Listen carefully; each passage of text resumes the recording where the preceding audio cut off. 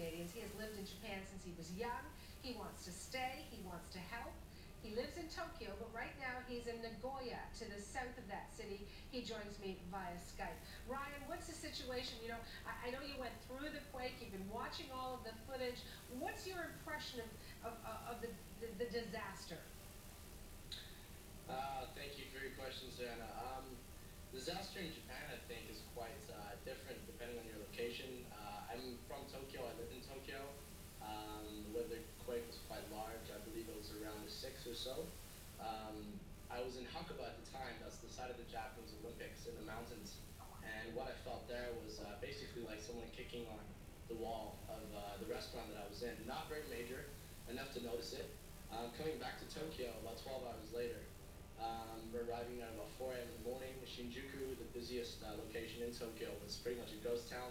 There was lots of people on the streets, very exhausted, but the lights were all off.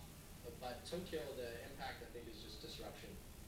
Sendai and Miyagi and, the places up north hit by the tsunami, that's really where the catastrophe is.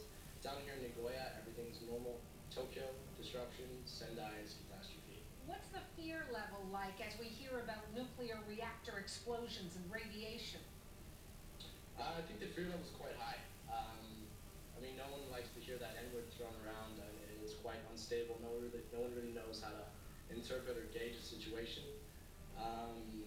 Since the second nuclear power plant or explosion occurred, I think that the concern is a lot higher. In fact, on the way down here just a couple of hours ago on the bullet train from Tokyo, a couple behind me had promised each other yesterday that if a second explosion occurred, they would head out of the country.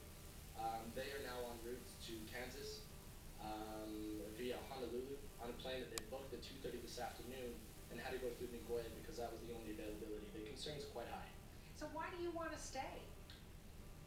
Well, I've been in Japan since I was 10 years old, with the exception of a few years in Vancouver, UBC, but my family's very well rooted in Japan. My life is in Tokyo. So, I'm from Vancouver, I'm Canadian, but so much of my life has been spent in Japan. This is where my life is. So, Nagoya is enough refuge for me to come down and take refuge with my parents, just for a couple of days to get some food and so on. The shelves are almost empty in Tokyo, but Japan's my home, and I want to do what I can here to help. And what does that entail, the helping part? I know your father ran an NGO during the 2004 tsunami. Are you going to head up to Sendai, head up to some of the areas that are devastated? I'm wondering what you could do to help. Well, I don't know. Only time will tell. We do have a tentative plan to go up to Sendai within the next week. Nothing's been confirmed yet. I have a full-time job in Tokyo, and I'm not an NGO worker, but of course I'm passionate about, the cause that my dad's involved with. Any way I can help, if it's helping my next door neighbor, if there's another earthquake, or taking part in any sort of relief effort up in Sendai, I'm here whatever I can do to help the Japanese people and any victims that are caught in this circumstance. Ryan, having lived there for such a long time, and as you say, Japan is part of your life, the culture is part of your life, how would you say that Japanese people are handling this disaster? That's a really good question. In my 12 years here, I've never experienced an event like this.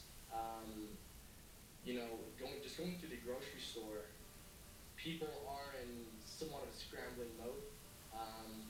The tremors are still happening, but not to the extent that anyone's freaking out or that there's more injuries taking place.